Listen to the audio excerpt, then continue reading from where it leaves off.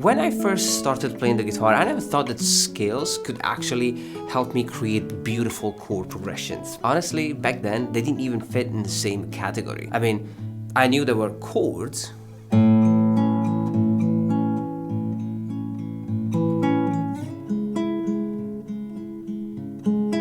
then you would use a scale to create a solo or a melody.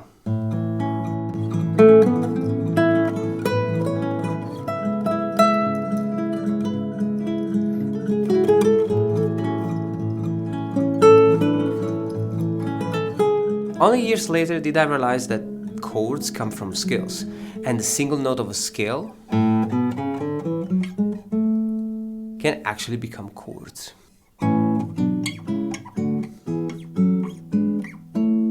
So today I'm going to save you some time and I'll show you the roadmap that'll take you from scales to chords to open triads and of course to beautiful chord progressions and music. Now I'm going to be using my classical guitar because I'm back loving nylon strings. I still love acoustic guitar, of course, but you know, sometimes I just really prefer the sweet tone of nylon strings. Now, first step, we need a scale, and you don't want to overwhelm yourself. Start with just one scale.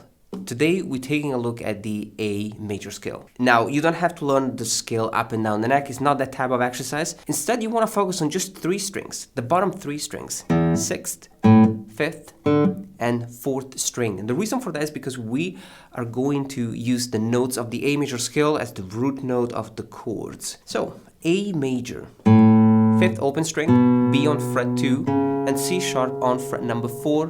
We have D on fret 5, E on fret 2, F sharp on fret 4, G sharp on fret 6, and finally A again on fret number 7. Now you can also take a moment to learn the chord family each scale degree gives you, and you can play basic open chords. For example, the first degree of the scale gives you a major chord, so the note A gives you the A major chord. Second scale degree is a minor chord, so you get a B minor chord. Third scale degree is another minor chord, so C sharp minor. Fourth scale degree is a major chord, so you get a D major. Fifth scale degree, a major chord, so you get an E major chord. Sixth scale degree is a minor chord, so you get an F sharp minor chord. And the seventh scale degree is a diminished chord, so you get a G sharp diminished chord. And you're finally back to the A major chord. And this chord family sequence is the same for every major scale. So if you do the same exercise in C major, you still have major, minor, minor, major, major, minor, diminished, and major. Step number 2, once you have identified the notes of the major scale, you can start building chords. Now we already have the root note of each chord, A, B, C sharp, D, E, F sharp, G sharp, and A. So let's add the third to each one of these chords. Major chords get a major third, minor chords get a minor third, and the diminished chord gets a minor third. So A major, B minor, C sharp minor, and D major. E major, F sharp minor, G sharp diminished, and A major. Now, step number 3, let's create open triads. Now, a basic chord is made up of 3 notes, root note, third, and 5th. So far, we have the root note and the third, so let's add the 5th. So, for the A major, we have A, C sharp, and E. B minor, we have B, D, and F sharp. C sharp minor, C sharp, E, and G sharp. And for the D major, we have D, F sharp, and A. E major, E, G sharp, and B. F sharp minor, F sharp, A, and C sharp. And finally, the last chord, the G sharp diminished, we have G sharp, B, D, and we'll go back to A major. Now let's take a moment to talk about the chord shapes. These chords follow the same interval structure. They always have the root note, and then the fifth, and then the third of the chord.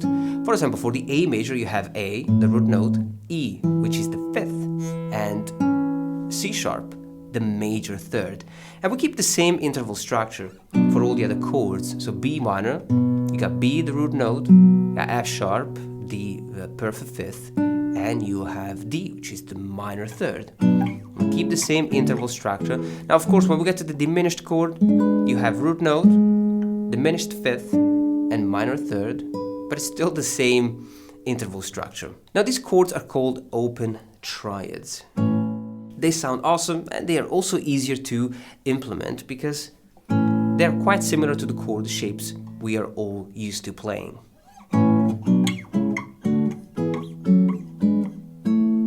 Now, next step, let's add a fingerpicking pattern to the chords.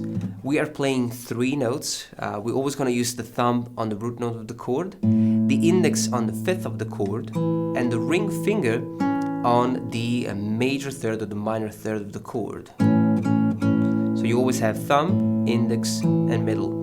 And I think the easiest fingerpicking pattern will be thumb, index, ring, and index. And you keep the same pattern for all the other chords.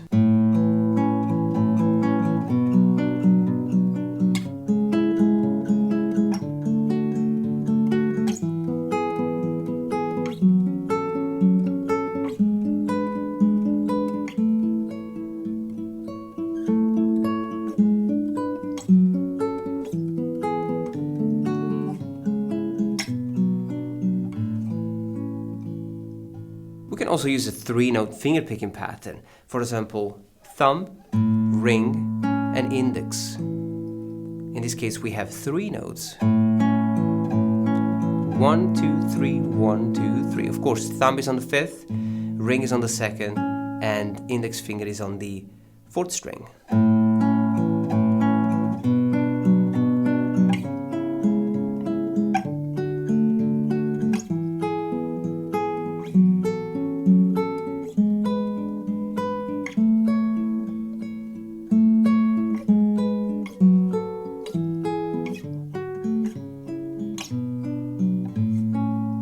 When you use this fingerpicking pattern, prioritize the second string when you change chord. I have the second string down first, and then I'll add the fourth string.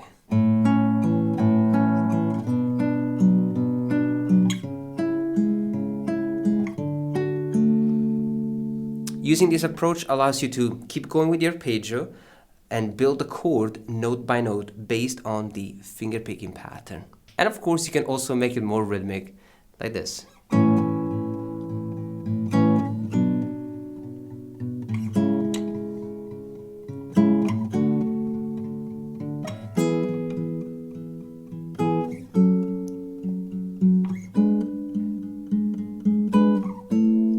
Now, in the last step, we're gonna break out of the chord shapes, and we're gonna add a lovely melodic idea to the chords. And of course, you don't want to make it random.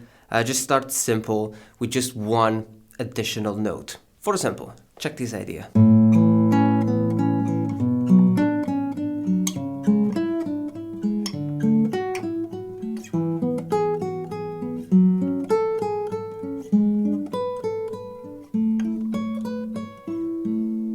Now, the chord progression and the chord shapes are the same. They don't change. But we add one note after the third of the chord. So instead of playing root note, fifth, third, and then back to the fifth of the chord, we add one note after the third. In this case, the second of the chord. So it's root note, fifth, third, second, which is the second open string in this case, back to the third, and back to the fifth. If you think about the strings you're plucking, it's the fifth string, fourth string, second, second open, second again, and fourth string again. Now you can keep the same melodic structure for all the other chords. B minor, you have 2, 4, 3, 2, 2, 3, 4. C sharp minor, fret 4, 6, 5, 3, 5, and 6.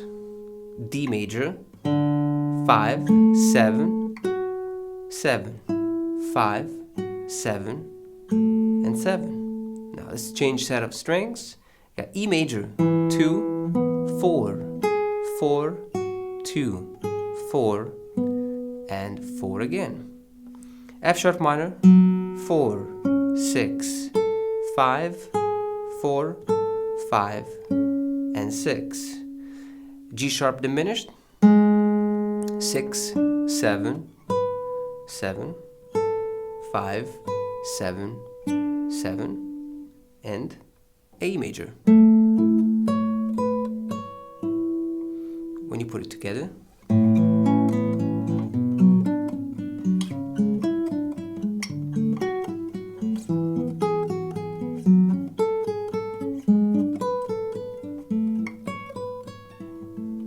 and of course you can play the same thing descending.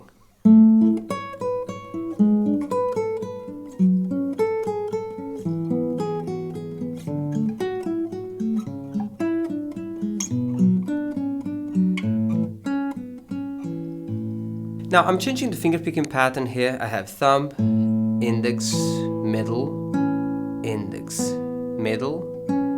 index again. So I'm using the alternate plucking technique. Now we can use the same approach in many different ways. For example, once we get to the third, we could go one note up instead of going one note down. So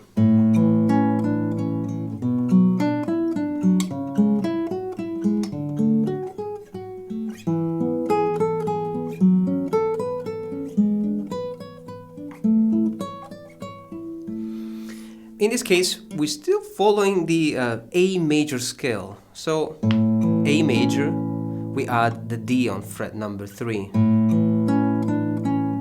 B minor, fret 5. C sharp minor, fret number 7. D major, fret number 9. You have to change position here. E major, we add fret 5. F sharp minor, we add fret 7. And G sharp diminished, we add fret 9. And A major, we add fret number 10. It's a beautiful example.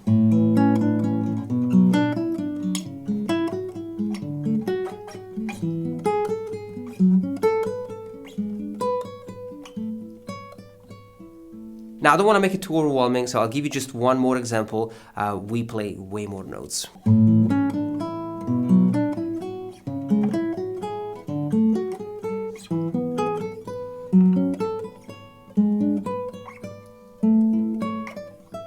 Now I love open triads, and I love the fact that we can really build this whole thing step by step. Now practice this slowly and follow each step. You can use this as really like a road map. Start with the scale, then add the basic chords, open triads, and then you can start adding additional notes. Now I'm gonna leave you to practice this. Please take it step by step. Enjoy this lesson, and I'll see you next time.